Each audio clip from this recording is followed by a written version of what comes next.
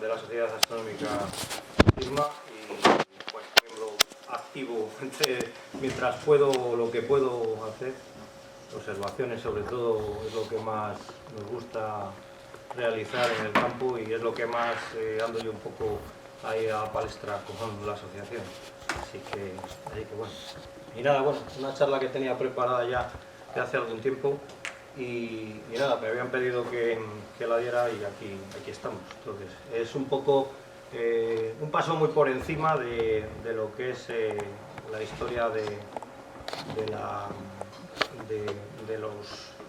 las misiones espaciales, pero muy por encima, porque prácticamente cada diapositiva de la que hay en esta charla daría para dar una charla. Entonces, si profundizamos un poco más, iba a ser esto larguísimo y tampoco tenemos tanto tiempo. Así que, nada, sin más preámbulos, comenzamos la charla.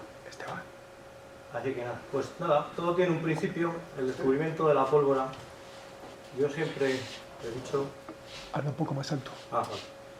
El descubrimiento de la pólvora. Yo siempre he dicho que el hombre no hubiera llegado a la carrera espacial a donde ha llegado si no hubiera sido por el descubrimiento del polvo mágico este.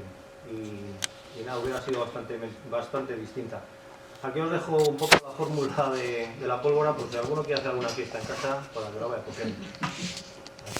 La invención de la pólvora se les atribuye a los chinos sobre el siglo IX de nuestra era y a los árabes. Los científicos tardaron un tanto en reparar en ello. Los cohetes son motores de reacción operados por el principio simple de acción y reacción. Cuando los gases de la combustión escapan en una dirección, el cohete sale propulsado en la dirección contraria.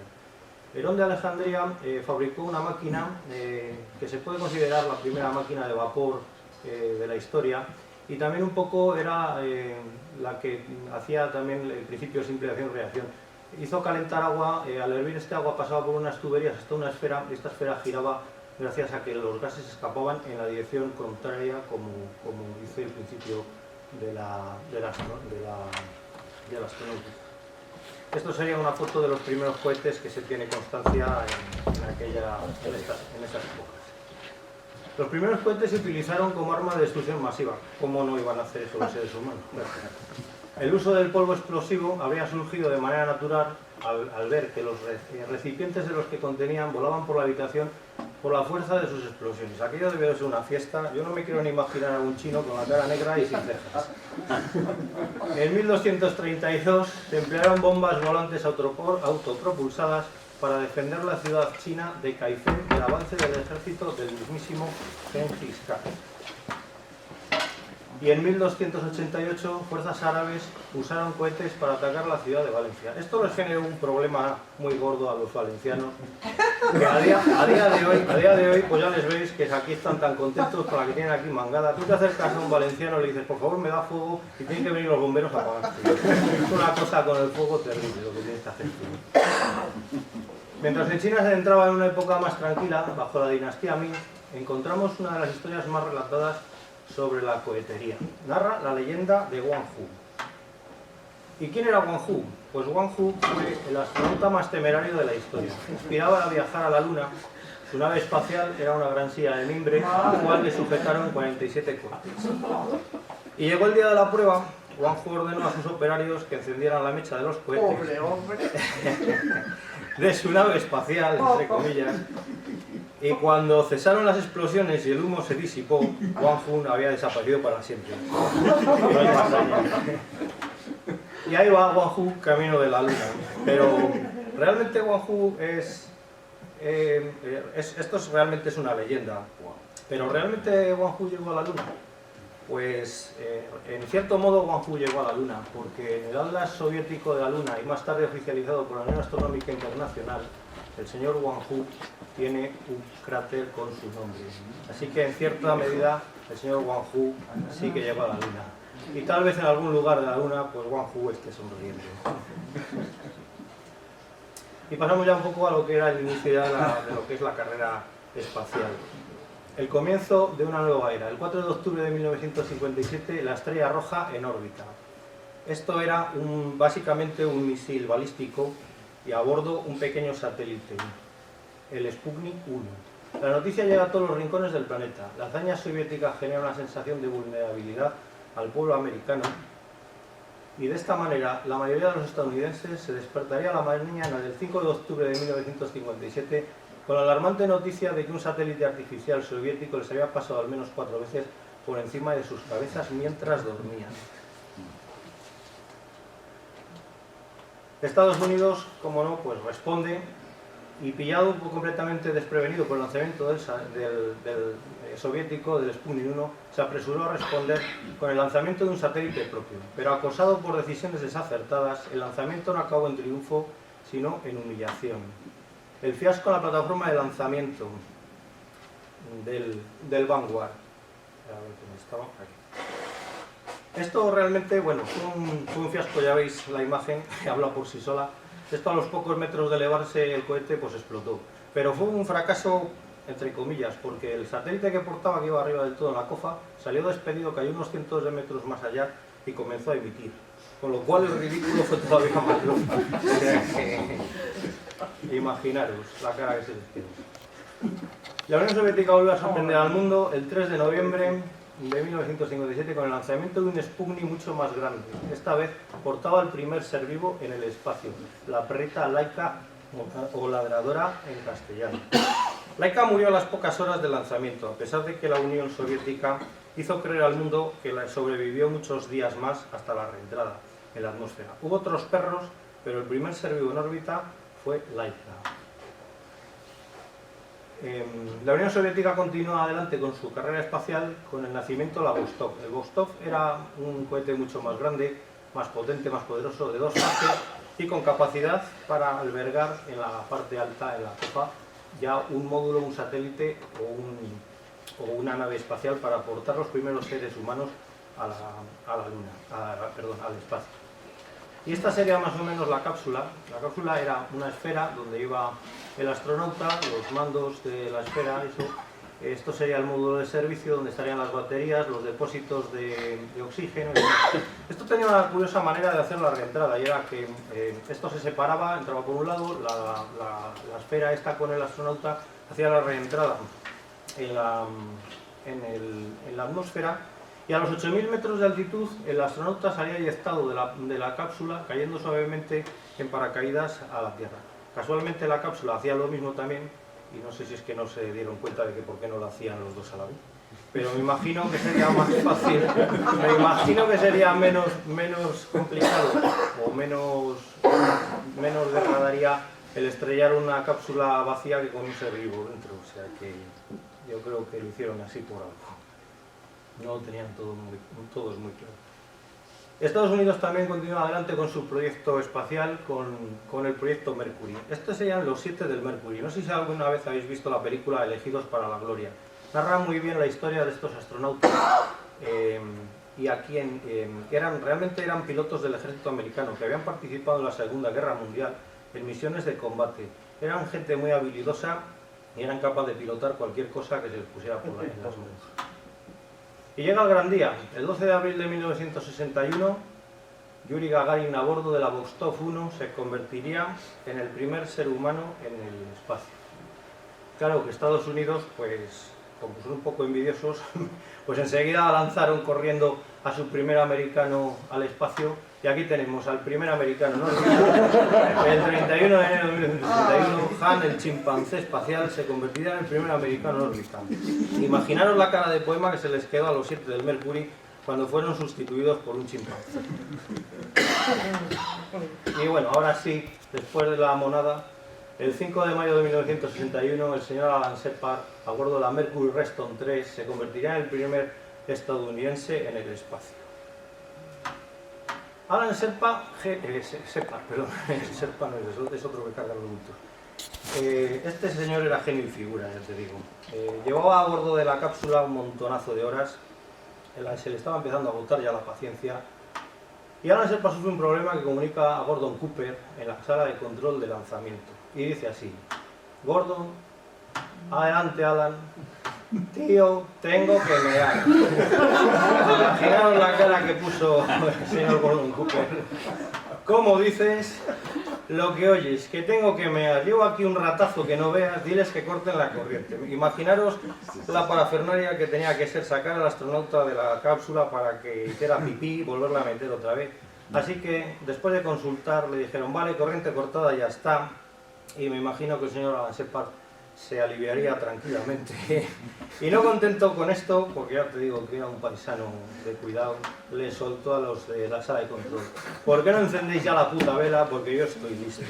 Y en ese momento creo que los que perdieron la paciencia fueron los de la sala de control. Apretaron el botón y el señor Alan Shepard salió despedido hacia el espacio, convirtiéndose así en el primer americano, mientras rezaba su mítica frase: oh Señor, no permitas que la caguen. La Vostok marca el ritmo. Las misiones Vostok posteriores lograron una serie de primicias espaciales diseñadas para dejar a Estados Unidos atrás en la carrera espacial.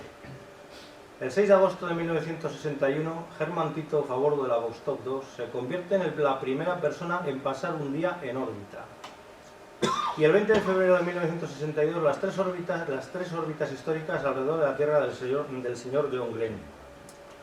John Glenn, poco después de su vuelo inaugural, dejó la carrera espacial para dedicarse a la carrera política. Y este señor llegó a senador de los Estados Unidos. Años más tarde, la NASA le propuso que si quería volver al espacio y se convertiría en el astronauta más longevo en viajar al espacio a bordo del transbordador espacial. El 11 y el 12 de agosto de 1962, Adrián Nikolayev entra en órbita con la Vostok 3. Al día siguiente, Pavel Popovich se acerca a corta distancia con la Vostok 2 a Nikolayev. Y por primera vez en la historia hay más de una persona en el espacio al mismo tiempo. El 14 de julio de 1963, la Vostok 5 llevaría a Valery Vygotsky a órbita. Y el 16 de julio de 1963, Valentina Tereshkova, a bordo de la Vostok 6, se reuniría en órbita con Vygotsky, convirtiéndose en la primera mujer en el espacio. Esta es una foto de Valentina Tereshkova, todo peinadica, que la mandaron al espacio. Todos habéis escuchado alguna vez el mítico discurso del señor Kennedy. Elegimos ir a la Luna en esta década y hacer otras cosas no porque sean fáciles, sino porque son difíciles. El discurso de Kennedy fue un bombazo de la leche y pilló por sorpresa a toda la agencia espacial. Algunos se llevó las manos a la cabeza diciendo: ¿pero qué dice este loco? Si todavía no sabemos ni cómo lo vamos a hacer. O sea que, para que veáis. Sin meter presión, ¿sabes? La nave espacial Gemini continúa a Estados Unidos con la nave espacial Gemini. Esta era una nave ya un poco más grande, con capacidad para 2 astronautas. Y el 23 de marzo de 1965 sería lanzada la primera en despegar Gemini 3 con Gus Grissom y John Yoo. La nave sería bautizada con el nombre de la insumergible Molly Brown. Le pusieron este nombre un poco como recochineo, porque el señor Gus Grissom, cuando aterrizó con la Mercury en el mar, no sé si la sonda tuvo un problema o es que él se puso nervioso, abrió antes de tiempo la cápsula, empezó a entrar agua a raudales dentro de la cápsula y la cápsula se fue al fondo del océano casi con Gus Grissom dentro. De hecho, se ha llegado a ver dónde está la cápsula en el fondo del océano. Entonces la pusieron un poco por recochineo el nombre de la insumergible Molly Brown. Molly Brown era una de las protagonistas de la película de Titanic, que se salvó del naufragio. Y esta estaba encarnada por la actriz Kathy Bates. No sé si alguno ha visto, me imagino que habréis visto la película. Y los primeros paseos: Extravehicular Activity o EVA, Alexei Leonov por parte soviética, pero la fama se la llevaría Ed White con las impresionantes fotos. Juzgar vosotros las imágenes de los soviéticos y las imágenes de los americanos. Vamos, no hay color. Así que comienzan las misiones Apolo y la primera misión fue un inicio trágico. En una de las pruebas rutinarias que estaban haciendo dentro los 3 astronautas, hubo un pequeño cortocircuito, se produjo un incendio a bordo de la cápsula. La cápsula estaba cerrada herméticamente en una botella rica en oxígeno. El fuego se propagó enseguida y estos 3 astronautas murieron abrasados. La catástrofe sucedida en Cabo Kennedy el 27 de enero de 1967 supone una tragedia no solo para Estados Unidos de América. El pesar del pueblo estadounidense lo comparten los pueblos de todos los países. En realidad, Los cosmonautas representan en cierto modo la Tierra entera, a toda la humanidad en la inmensidad del cosmos, sin que importe de qué país procedan, en memoria de Ed White, Gus Grissom y Roger Chaffee. Esto apareció en el diario Pravda de Moscú, para que os hagáis una idea de la magnitud que tuvo esta primera catástrofe. Pero los rusos no sabemos las catástrofes que tendrían, porque no aparecieron en ningún lado. Y el Saturno V básicamente era esto, era un pedazo de monstruo de 110 metros de alto, con un diámetro en la base de 10 metros y un peso en vacío de 3.817 toneladas. Un rascacielos de 3 fases. Esto es una imagen de la fase de montaje en el edificio de ensamblaje que a día de hoy todavía siguen utilizando la NASA para montar sus cohetes. Y la primera fase con los 5 colosales motores F1 alimentados por queroseno y oxígeno líquido que consumía la nada despreciable cantidad de 13.000 litros por segundo. Me imagino que ahora lo harían a batería. Está el combustible como para derrocharlo de esa manera. Esto es una foto un poco en comparación para que veáis cómo era el tamaño solamente de uno de los primeros motores de la primera etapa. Y estos serían los motores de las siguientes etapas, la segunda, la tercera fase. Y este sería el motor que utilizarían para ponerse en órbita alrededor de la Luna. La segunda fase, 5 motores J2 alimentados por hidrógeno líquido y oxígeno líquido.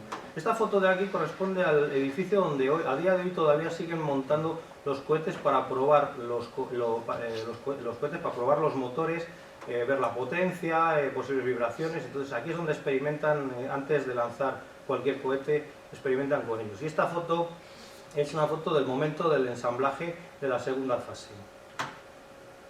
La tercera fase, un motor J2 alimentado por hidrógeno líquido y oxígeno líquido. Este sería el cohete que les sacaría de la órbita terrestre y les pondría en trayectoria translunar. Y el montaje del Apolo básicamente pues era algo así. En la parte alta el módulo de mando con los 3 astronautas a bordo, el módulo de servicio y detrás, un poco doblado, iba el módulo lunar. Esto cuando estaban en órbita tenían que hacer una maniobra, era soltarse de la tercera fase, hacer un giro de 180 grados y acoplarse al módulo lunar. Para transportar este monstruo de 110 metros, pues también se requería un vehículo de transporte adecuado para ello. Este vehículo medía 40 metros de largo por 35 de ancho y una altura de casi 8 metros. Me refiero a 8 metros desde aquí, desde la base de las orugas hasta esta base de aquí. Todo lo que hay aquí encima es la plataforma donde montan los cohetes, donde instalan los cohetes. Este vehículo entra por debajo, levanta la plataforma y se lo lleva luego hasta la plataforma de lanzamiento. Como dato curioso os diré que cada eslabón de estas cadenas pesa 900 kilos. ¿Dónde aparcas eso? ¡Qué lío en Madrid! Tardaba una media de 5 horas hasta llegar a la plataforma de lanzamiento. Y el 11 de octubre de 1968 el Apolo 7 sería la primera misión tripulada. Ojo, esta la lanzaron con una versión más reducida del Saturno V, no era el Saturno V. Y el 21 de diciembre de 1968 el Apolo 8 se convertiría en el primer lanzamiento tripulado del Saturno V y los primeros seres humanos en órbita.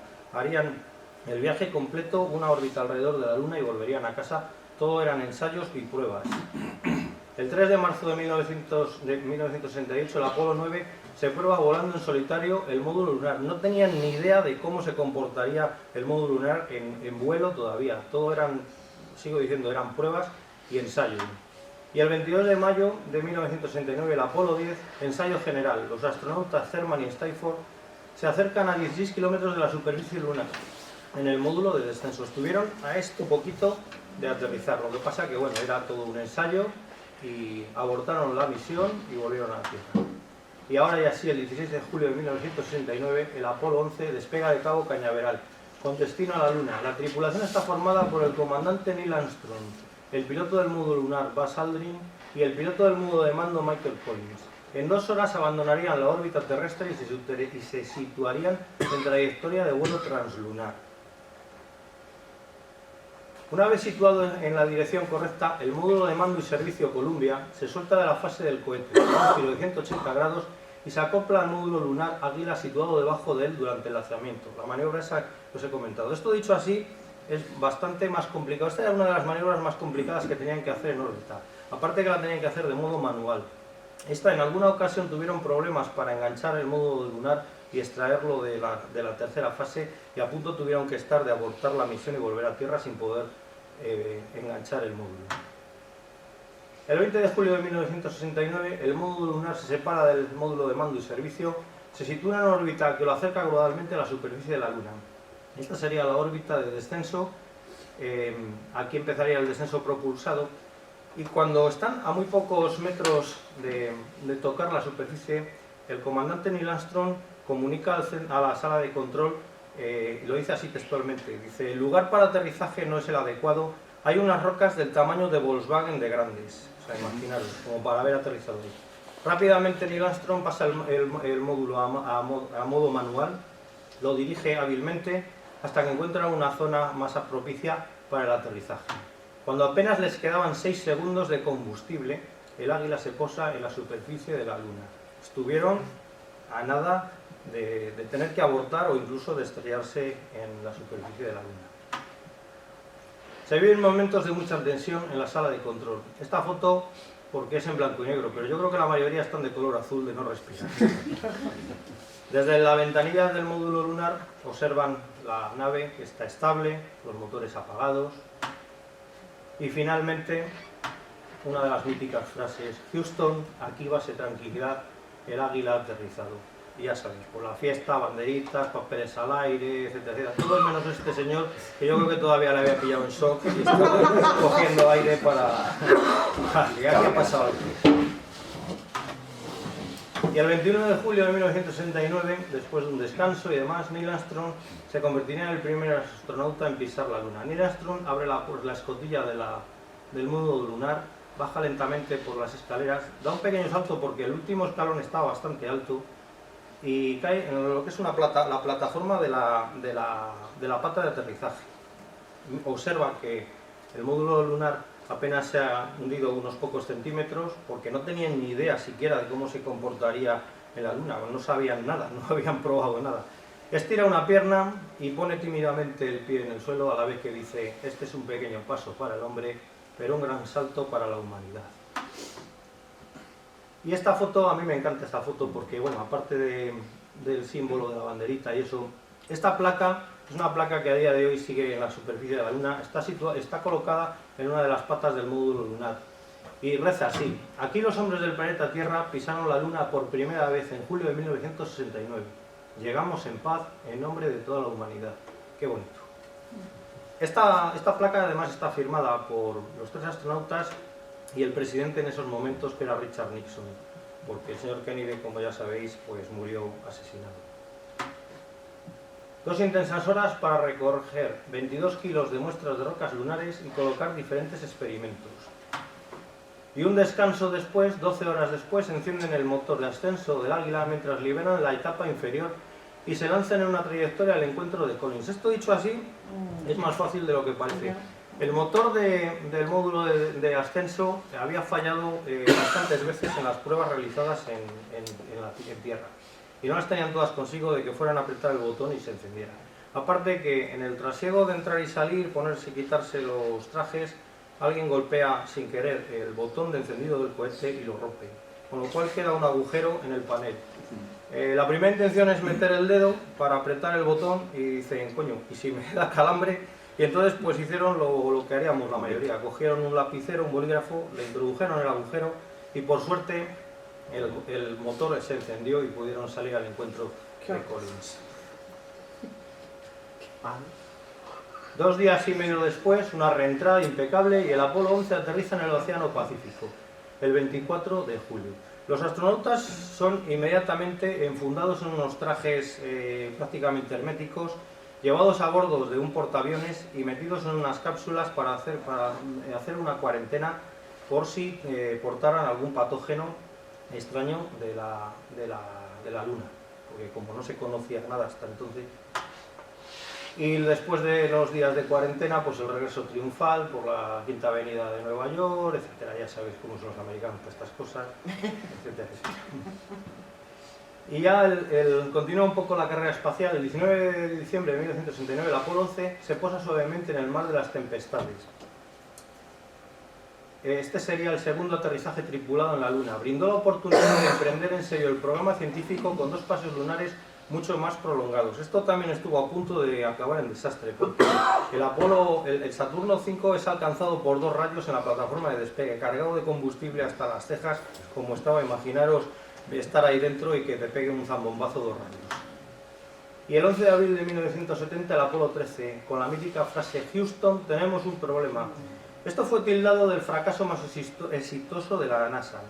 Se pasaron 6 agónicos días hasta su vuelta a casa. Trabajó prácticamente hasta el último responsable de la NASA en hacer que estos hombres volvieran sanos y salvos a la Tierra. Esto es una imagen real del módulo de servicio. Aquí se ve el panel que había explotado, incluso hasta la tobera del motor está dañada por la explosión. Hicieron bien en no encender el motor este para regresar a la Tierra, porque si hubiera encendido el motor este seguramente hubiera explotado y ahí se hubiera acabado la carrera de estos 3 astronautas. El 5 de febrero de 1971 el Apolo 14 aluniza la región lunar de Fra Mauro. Tras lo poco que faltó para que la misión Apolo 13 acabara en desastre, la siguiente misión de la NASA era crucial para recobrar la autoestima y el prestigio. Y estos fueron los últimos astronautas en hacer cuarentena también. A partir de aquí vieron que no traían nada extraño de la Luna y ya pues les mandaban directamente para su casa. El 30 de julio de 1971 el Apolo 15 sería la siguiente misión Apolo. Supuso un gran avance, puesto que la mejora del módulo de mando y servicio, una estancia en la Luna mucho más prolongada y la incorporación de un vehículo dieron muy buenos resultados. Y aquí trajeron una piedra que la denominaron la piedra del Génesis, que cuando la analizaron reveló una antigüedad de más de 4.000 millones de años, casi la misma edad que la Luna. Y el 20 de abril de 1972, la segunda de las misiones avanzadas tuvo como objetivo la región lunar de Descartes y de nuevo deparó unos resultados científicos impresionantes. Pasaron más de 20 horas fuera del módulo y recorrieron más de 26 kilómetros y recogieron la roca lunar más grande que se conoce hasta ahora, con 11 kilos y 700 gramos. Yo para mí que iba un vasco a bordo para levantar eso. Bueno, ahí con la poca gravedad que hay en la Luna sí que podría. Y el 11 de diciembre de 1972, la última misión Apolo fue una despedida temporal entre la humanidad y la Luna. Aquí viajó un geólogo, el señor Harrison Smith. Recorrieron más de 30 kilómetros a bordo del rover. Esta misión es la que más terreno exploraron. Los cohetes Saturnos llevaron a hombres al espacio en 11 ocasiones durante el programa lunar estadounidense. 6 misiones alunizaron en distintas regiones de la superficie lunar. A día de hoy solo 12 hombres han pisado la Luna. Y llegado a este punto quiero recalcar un poco, porque todavía hay gente con la que te encuentras que piensa que todo esto de los viajes a la Luna ha sido un fraude, que ha sido un montaje de la NASA. En los proyectos Apolo participaron más de 400.000 personas en ello. Creo que se calculó así una media un poco de cuánto podía durar un secreto tan grandísimo como este de 400.000 personas, y creo que a las pocas horas de haberlo hecho ya se hubiera sabido por todos los lados. Así que yo sigo diciendo que el hombre ha pisado la Luna. Y por si aún no quedan dudas, no sé si sabéis lo que es esto. Estos son las huellas de los astronautas de las misiones Apolo. Esta concretamente es de la parte del aterrizador del Apolo 11. Aquí se ve todavía lo que queda de él. Y aquí se ve el Apolo 17, el aterrizador del Apolo 17, y estas rayas que se ven aquí son los rastros del rover con el que se movían por la superficie de la Luna. Esto está sacado con el Lunar Reconnaissance Orbiter, que es un satélite que está orbitando continuamente la Luna y sacando unas fotos espectaculares, capaces de llegar a ver detalles tan pequeños como eso. La bandera no la vamos a ver, así que que nadie pregunte por la bandera. Tras las misiones Apolo llega la era de las estaciones espaciales. La primera estación espacial de Estados Unidos, la Skylab, entró en órbita en mayo de 1973 con el lanzamiento de un cohete Saturno un poco modificado. Tres tripulaciones desarrollaron misiones a bordo durante un año. Digo un poco modificado porque básicamente la estación era la tercera fase del cohete, la que habían añadido todos los instrumentos para hacer una estación espacial. Esto en el despegue tuvo un problema bastante serio que luego tuvieron que subsanar en órbita. Con las velocidades subsónicas la lanzaron así, obviamente, porque no habría cohete suficiente para guardar todo esto. La fueron lanzando por módulos. Luego en órbita les fueron uniendo hasta alcanzar el tamaño que veis hoy aquí. Esta estación, ya lo último, les pasó de todo. Tuvieron incendios a bordo, despresurizaciones, impactos de meteoritos, incluso una cápsula de avituallamiento como esta llegó a impactar contra la estación, o sea, un caos aquello terrible. Y ya la estación, la pobrecita, estaba ya... Esta sí que estaba atada con cordeles y ya la decidieron echar abajo en virtud de la joya de la corona, que es la Estación Espacial Internacional, o ISS, que el 20 de noviembre de 1968 se colocaría en órbita el primer módulo. Viviendo y trabajando en el espacio, seguiremos nuestros sueños hasta las estrellas distantes. Esto lo dijo un actor de Hollywood que llegó a presidente de los Estados Unidos, el señor Ronald Reagan. Y la era del transbordador. El transbordador fue una herramienta muy importante para el montaje de las estaciones espaciales y para poner en servicio muchos satélites que luego lanzaron a bordo de los transbordadores. Estados Unidos, el 12 de abril de 1961, el vuelo inaugural del Columbia. Estados Unidos tuvo 5 transbordadores, el Columbia, el Challenger, Discovery, Atlantis y el Endeavour. 2 de ellos, como ya sabéis, el Columbia y el Challenger sufrieron un accidente en el que murieron toda la tripulación que iban a bordo. Como ejemplo, pues el Discovery, por ejemplo, lanzó el telescopio espacial Hubble y el Atlantis puso en órbita también el satélite espacial Galileo hacia Júpiter. Y las reparaciones y mantenimientos en órbita. Esto es una reparación y el mantenimiento del telescopio espacial Hubble. Esto es una imagen real para que veáis el tamaño que tiene el Angelico. Es tan grande como un autobús. A día de hoy todavía sigue en órbita y sigue dando unas satisfacciones todavía bastante grandes, en función del James Webb, con permiso del señor del James Webb. ¿Hasta dónde ha llegado el hombre en la tecnología? ¿Hasta dónde ha llegado la tecnología del hombre en el espacio? Porque el hombre ha llegado solo a la Luna, 300.000 kilómetros, ahí al lado, no hemos ido más lejos. Pero sin embargo hemos tenido sondas que han sido capaces de viajar prácticamente por todos los confines del sistema solar. ¿Cómo no? Pues la primera que se puso en mira fue Venus.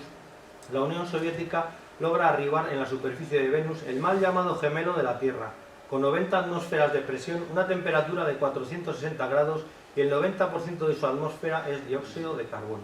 Si en algún lugar del mundo está el infierno es aquí, en Venus. Yo siempre tengo la misma cosa, cuando la gente dice ¡ay, que está lloviendo en la calle! Digo, mira, peor lo tienen en Venus, que allí llueve ácido sulfúrico. Y también en Marte, las primeras ondas Mariner desvelaron un paisaje inesperado. El hemisferio norte estaba dominado por volcanes enormes, que se alzaban sobre llanuras bajas y suaves. Pero aún más impresionantes era el sistema de cañones profundo llamado Valle Marineris. En Marte, por ejemplo, está el Monte Olimpo, que es el volcán más alto del sistema solar, con 22.000 metros de altura y una base de 600 kilómetros. Si estuviéramos en la cima del volcán, no seríamos conscientes de estar en una montaña, veríamos una planicie gigantesca alrededor. Y en la década de los 70 las primeras sondas en Marte, las Viking 1 y la 2. Esta es una imagen tomada en tierra, claro, el señor Carl Sagan no ha estado en Marte. Y es un poco para que veáis el tamaño que tenían. Para ser las primeras que llegaron eran muy grandes, eran unas sondas muy grandes. Básicamente eran laboratorios con capacidad de recoger muestras y analizar la atmósfera marciana. Esta es una de las primeras imágenes que se tiene en color de la superficie de Marte. Y el 4 de julio de 1997 la MAS Pathfinder y su vehículo todoterreno, el Sojourner, aterrizan en Marte. El Sojourner era un rover muy pequeñito, como si fuera un coche teledirigido de un niño, con capacidad de moverse de forma autónoma por la superficie, bueno, más que por la superficie, alrededor un poco de la Pathfinder, y llevaba una serie de instrumentación capaz de analizar rocas y muestras marcianas. La segunda generación de todoterrenos marcianos, el Spirit, operativo hasta el 2011 y el Opportunity hasta el 2018, con una distancia recorrida de más de 45 kilómetros entre los dos. El Curiosity y el Perseverance, este último llevaba adosado un pequeño helicóptero, el Ingenuity. Este es el Curiosity, que ya el pobrecito adolece ya del tiempo que lleva por ahí. Tiene unos agujeros en las ruedas y está el pobrecito ya que cualquier día acaba petando. Y este es pues el último y el más sofisticado de los rovers que están ahora mismo todavía caminando por la superficie. Creo que hace 2 años ahora, ¿no? Me decía usted. Y este es el Ingenuity, este es el helicóptero. Aquí le está mirando con los ojillos suyos, viendo el nacimiento del hijito que ha tenido. Creo que a día de hoy todavía sigue haciendo vuelos por la superficie de... Meto una cuña publicitaria, que seguramente haya una charla por el segundo aniversario de esto, como participa en la Universidad de Valladolid, pues igual en un par de semanas o así nos cuentan cosas de qué tal le ha ido estos 2 últimos años. Pues bien, claro. Hombre, no se le ve mal. La verdad que han ido aprendiendo de cómo hacer las cosas y se le ve bastante bien de salud todavía. Y la sonda Fénix encuentra hielo de agua en el polo norte marciano. Esta sonda era un pequeño laboratorio que llevaba con un brazo extensible capaz de coger muestras del suelo marciano, echarlas en el laboratorio y analizarlas. Esta foto es una foto muy curiosa porque aquí, por ejemplo, se ve en el Sol 20, aquí está un poco más ampliada, aquí se ven estas bolitas pequeñas, aquí ampliadas, y en el Sol 24 esas bolitas han desaparecido. Eso es hielo de agua que ha sublimado por las temperaturas de la superficie de Marte. En esta sí que se aprecia y en la otra no. Entonces en Marte realmente sí que existe, por lo menos en el polo norte sí que existe agua. Y la Cassini y la Huygens, misión aterrizar en la luna más grande de Saturno. Esta era la Cassini, un pedazo monstruo de la leche, y la Huygens, que tampoco era pequeña, porque ya veis el tamaño comparándola así con las personas que hay aquí. Esta es una foto real de Titán, cuando aterrizó, cuando hizo la reentrada de la Huygens, y se posó en Titán. Esa es una foto de Titán. Y también hemos estado en los cometas, la Rosetta con la pequeña sonda que llevaba la Philae a la búsqueda del cometa 67P Churyumov-Gerasimenko.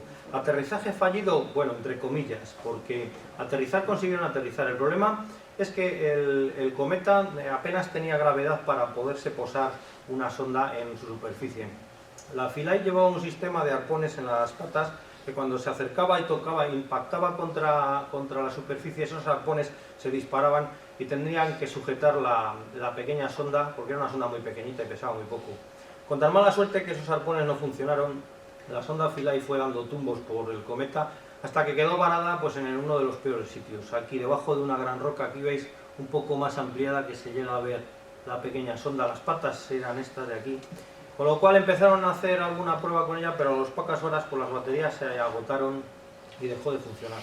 Las imágenes que consiguió Rosetta del cometa fueron espectaculares. Todavía de hoy se pueden ver en internet si queréis, tenéis alguna ganas de verlas, son impresionantes las fotos. ¿Y cuáles serán las futuras misiones y qué lugares exploraremos? Pues hay una foto que nos tiene un poco locos a los científicos. Y es en la luna de Saturno Encelado, una luna completamente helada. Un auténtico bombazo que podría revolucionar la exploración futura del sistema solar. Cuando la sonda Cassini pasó por allí cerca, hizo esta foto que veis aquí. Esta foto es real. Estas fotos son geysers de agua saliendo del interior del planeta. Se piensa que debajo de toda esta capa de hielo hay un océano. Y si en la Tierra la vida se produjo gracias al agua, se cree que ahí podría haber vida de alguna forma. No creo yo que haya un bicho de muchas patas, pero posiblemente pudiera haber vida en Encelado. Es uno de los sitios que tienen en vista el poder explorar. Y cómo no, pues las posibles colonias en Marte. El señor Mark Winey, yo me niego que le sigan rescatando, que ya se ha gastado Hollywood mucho dinero en ir a rescatarle. Y la sonda espacial, la Voyager 1, es el ingeniero fabricado por el ser humano que más lejos se encuentra de la Tierra. Tiene una trayectoria hiperbólica y ha alcanzado velocidad de escape, lo que significa que su órbita no regresará al sistema solar nunca. Esta lleva dirección hacia las estrellas y más allá, hacia el infinito y más allá. Lleva un pequeño disco con una serie de grabados donde se supone que nos damos a conocer un poco y mostramos a unos posibles extraterrestres que encontraran esto, de que somos una civilización inteligente. Cuando la Voyager se encontraba, la Voyager 1 se encontraba a 6.000 millones de kilómetros de la Tierra, el señor Carl Sagan, que fue uno de los científicos que estuvo participando en el diseño de esta sonda, pidió que se giraran las cámaras para de esta manera poder sacar la foto más lejana de nosotros mismos de la Tierra. Esto que está dentro del círculo, ese puntito, somos nosotros. Cuando Carl Sagan vio esta imagen, pues realizó la siguiente reflexión, que os dejo en el vídeo este.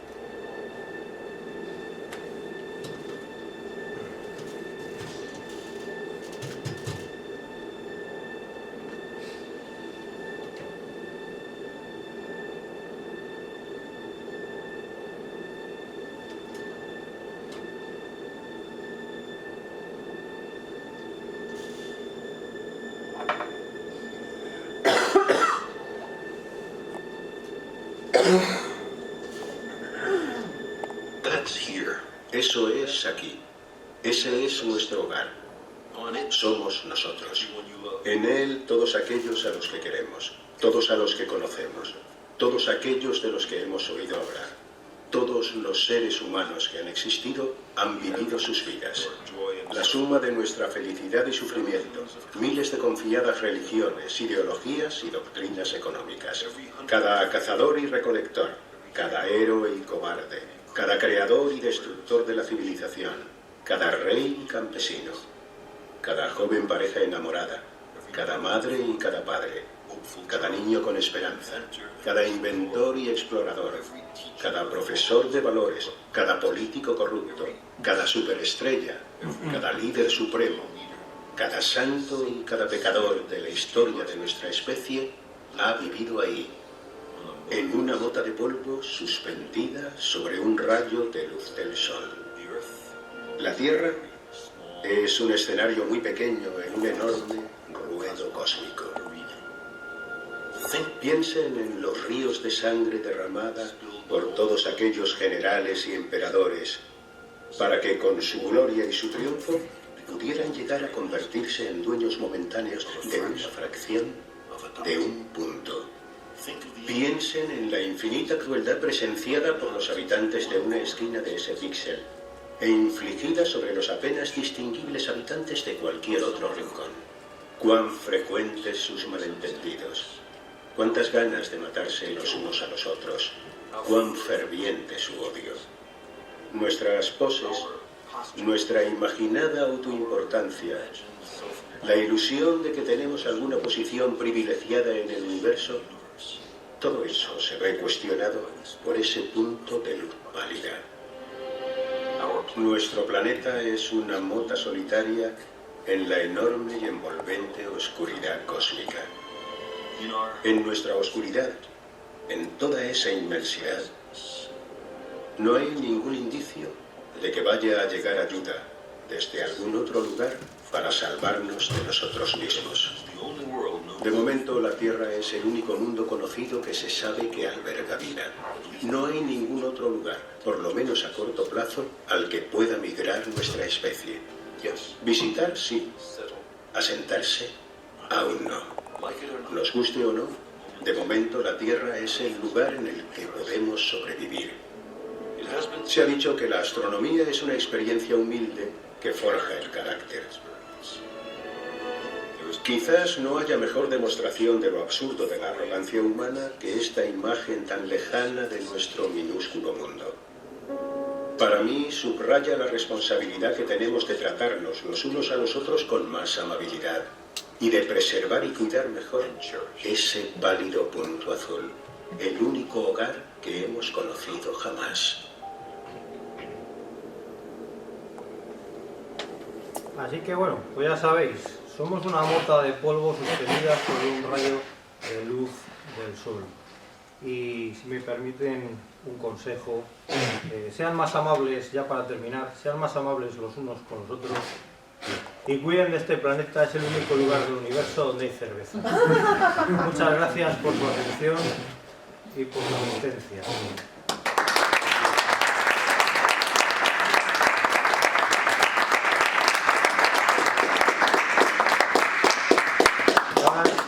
Si tenéis alguna pregunta, os dejo el vídeo este para mientras si queréis hacer alguna pregunta. La verdad que es una chulada el vídeo este también verlo, ¿eh? La cámara súper lenta, es un vídeo sobre el despegue del Saturno V, está remasterizado y demás. Y la banda sonora es la banda sonora de la serie galáctica, de la moderna. A mí me parece una chulada y esto lo tengo que incluir. Gracias. Sí, bueno, si queréis damos un poco... Hay quema queroseno y oxígeno, ¿no? En esa fase. Esa es la primera, sí. Bueno, eso es... Yo no me gustaría estar ahí, pero bueno, no estar ahí ni en 20 kilómetros a la redonda, porque si eso peta, pues imaginaros. Es lo que dices, que cada cosa tiene mogollón de detalles que contar.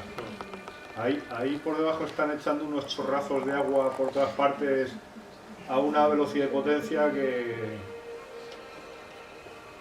en sí es una tecnología... Aquí se ve cómo liberan las sujeciones cuando ya el cohete alcanza la suficiente impulso como para elevarse. Sueltan unos amarres que tienen. Yo creo que les sueltan, les liberan les parten realmente para que salga despedido. Pero todo eso es hasta que no consigue ya la sustentación positiva para salir. Ahí es donde están ya cediendo ya los amarres del Saturno V, y a partir de ahí, bueno, todo eso que veis caer es hielo, son trozos de hielo, porque claro, todo eso está súper frío. Eso, los transbordadores espaciales, el depósito central del transbordador espacial, ese color anaranjado es una especie de espuma de poliuretano, que con el tiempo esa espuma se oxida. Si habéis visto alguna imagen del Columbia, el primero era blanco, porque lo habían forrado con esa espuma y todavía no le había dado tiempo a oxidarse.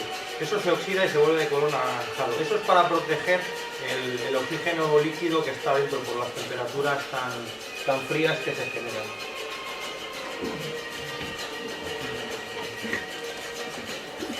Eso sube muy despacio, no llega a ninguna parte así. Sí, bueno, es a modo, es muy... una cámara súper lenta y está muy chula.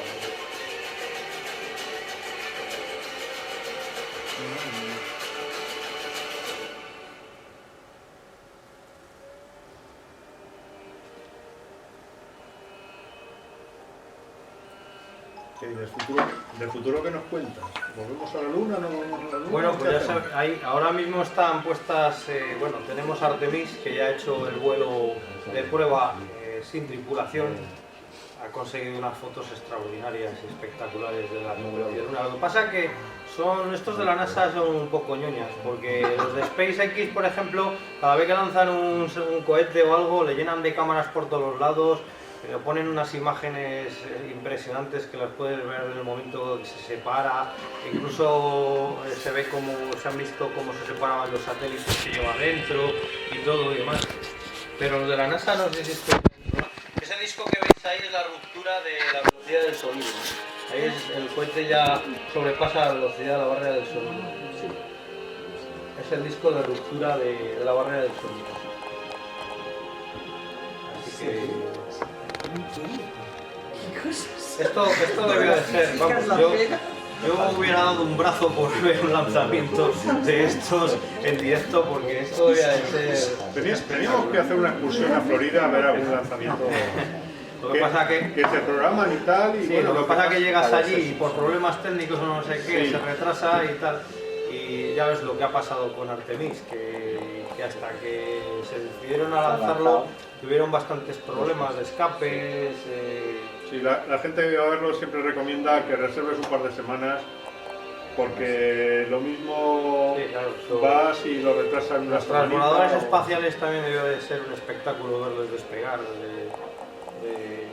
en directo allí. Tienes que ahorrar para ir a Cabo Cañaveral. Claro, claro.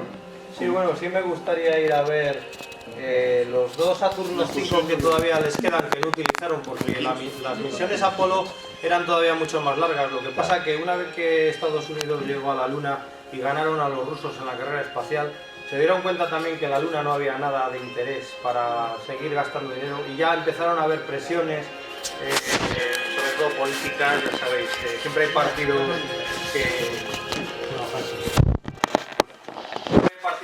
que están unos en contra de otros, entonces hubo bastantes presiones para hacer que la carrera espacial se cortara ahí y había otros proyectos, otros Saturnos, otros Apolos pensados en lanzar, pero llegaron al Apolo 17 y ahí cortaron el grifo y ya no hubo más misiones. Pero un poco en parte por eso, porque realmente en la Luna no hay nada de interés. Ahora han vuelto a poner otra vez la mira, pero yo creo que es como para hacer una base lanzadera para poder llegar a Marte en un futuro.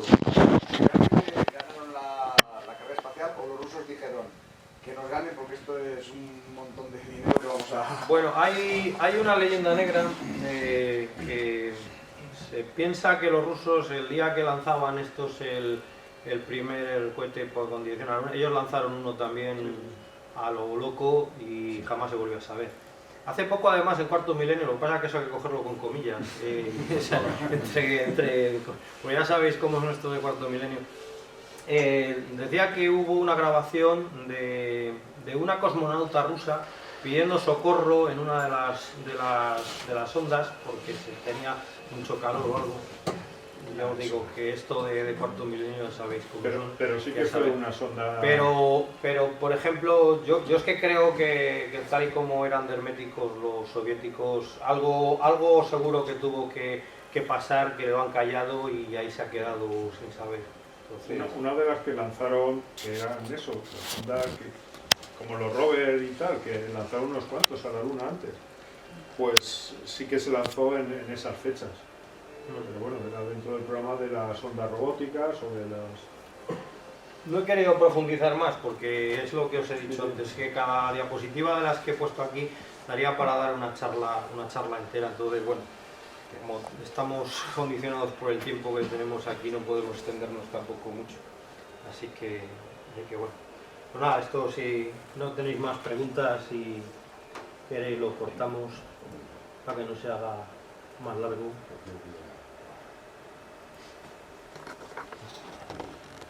Pues nada, pues muchas gracias por... Yo sí tengo una pregunta. ¿Dónde iba físicamente el módulo de rover? El módulo rover iba en el módulo lunar, iba plegado como una hoja de papel, metido en la parte de donde iba el habitáculo, donde iba el módulo de mando, o sea, donde estaban los astronautas, Sí. pues justo por debajo iba plegado, luego lo extraían de una manera y lo iban desplegando, las ruedas iban plegadas hacia adentro. Era bastante grande, era un rover bastante grande. Pero ese es el del 16, el que dices Sí, tú. sí. Yo creo que el 17 iba de otra manera. Iba como en un lateral y le bajaban... Yo es que las fotos que he visto fotos extrayendo el rover del interior de Yo creo que era el 16.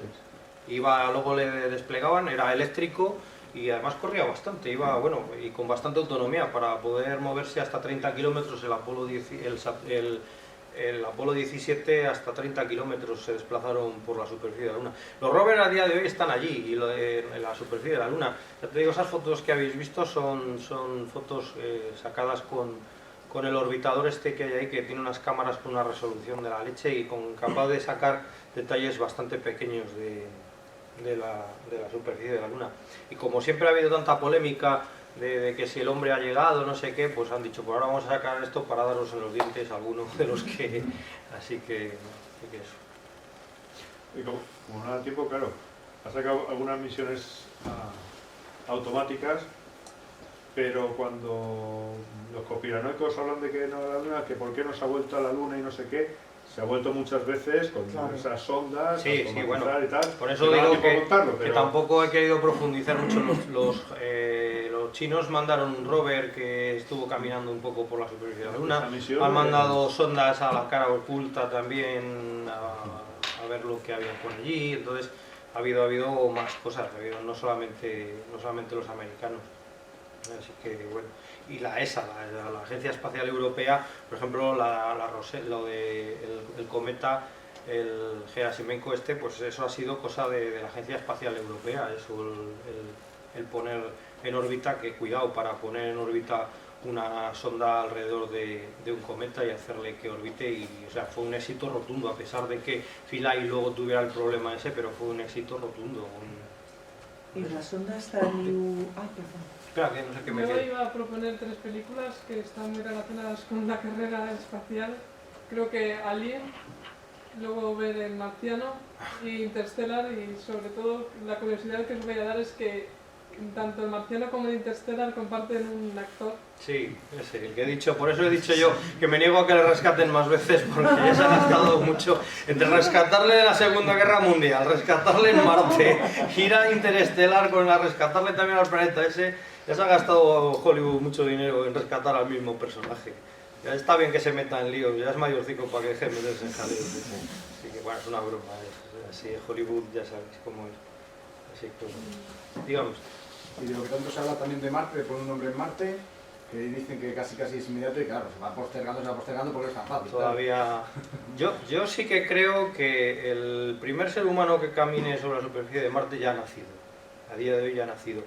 ¿Cuándo llegará ese momento? Pues ahora mismo yo creo que lo tienen un poco abandonado. Como tienen los rovers estos caminando por la superficie de Marte, en una ocasión tuvimos aquí a Michael López Alegría y le preguntamos precisamente que si merecía la pena ir a Marte a observar. Dice, lo que han recorrido los rovers en los años que han estado allí, dice, un hombre lo hubiera hecho en unas pocas horas. Entonces, pues la capacidad de moverse y de analizar muestras y demás de un ser humano a un rover es bastante más grande. Entonces, ahora, yo no sé si ahora con los rovers que tienen ahí y un poco como han puesto el punto de mira otra vez en la Luna, a lo mejor ahora lo tienen un poco más ahí, pero vamos, siguen con la cosa de llegar. Y Encélado es una de las lunas que deberíamos de ir allí a intentar ver lo que hay en ese océano, porque a lo mejor nos llevamos una sorpresa. A lo mejor nos llevamos una sorpresa. A la pregunta de si estamos también una película solos. de Encélado esa, A la pregunta de si estamos solos porque todo lo de ir a buscar, lo que están haciendo en Marte, básicamente es eso, es intentar contestar a la pregunta de si estamos solos o en algún momento hemos estado solos en la galaxia o en el sistema solar. Así que eso. Esteban, ¿y la sonda New Horizons esta que llegó a Plutón? Esa sigue, ha salido fuera del sistema solar, lo que pasa es que esa no lleva velocidad de escape, va a hacer un giro así, una órbita muy grande y va a volver otra vez al sistema solar. Esa. No he querido meterlo ya tampoco porque ya te digo, es que si no ya me parecía alargar mucho todas las sondas y todas las misiones que ha habido, es que sería innumerable. Y si empezamos con la Agencia Espacial y con la Europea y todas las que se han enviado, las Pioneer, la Voyager 1, la 2, todas estas, realmente son 5 las sondas que han abandonado el sistema solar, pero tan solamente una lleva velocidad de escape, que es la Voyager 1. Están las 2 Pioneer y la Voyager 2, que esas, y la New Horizons, que esas han salido fuera del sistema solar, pero vuelven otra vez porque la órbita no la han hecho lo suficientemente alargada. Entonces, menos esta, que esta sí estaba lleva el disco ese ahí, por si encuentra una civilización extraterrestre que tiene tocadiscos y quiere poner allí a ver qué dicen los hombres de la Tierra. Así que sí, bueno, no sé si es esta, hay una que lleva un disco con canciones, voces, pero es un disco. Es un disco, un LP de los que ahora ya nadie no van a usa. saber, si no lo sabe de un humano joven de ahora. Bueno, la verdad es que, es que esto dicho así la New Horizons va hasta Plutón y ya está. La New Horizons ha tardado 10 años en llegar allí. Cuando ha llegado a Plutón, la tecnología que llevaba a bordo ya estaba obsoleta aquí en la Tierra. Pero claro, tú no puedes hacer una tecnología que puedas ir modificando a medida que pasan los años. Tú la lanzas y va preparado. La siguiente que vuelva a ir pues será mucho más mejorada, con más tecnología científica para poder examinar eso. La New Horizons además la dieron una caña de la leche y no pudieron entrar en órbita, porque yo creo que tenían pensado entrar en órbita alrededor de Plutón y se pasaron de largo. Esa es el plan como pasó con Júpiter y con Saturno. Primero mandas una que pase por allí, como las de Mercurio. A todos los sitios hemos hecho lo mismo, Sí. y a la Luna. Hemos llegado Una que pase prácticamente por a allí. todos los rincones del sistema solar. Luego una que se Todas las- estrelle, y luego una las que ondas. orbite, y luego una que aterrice. Y ahora vamos a estrellar en uno a ver qué pasa. Así que bueno. Bueno, pues nada, si no tenéis más preguntas y eso, ahí en el faro podemos seguir charlando con una cerveza. Pues muchas gracias. Gracias.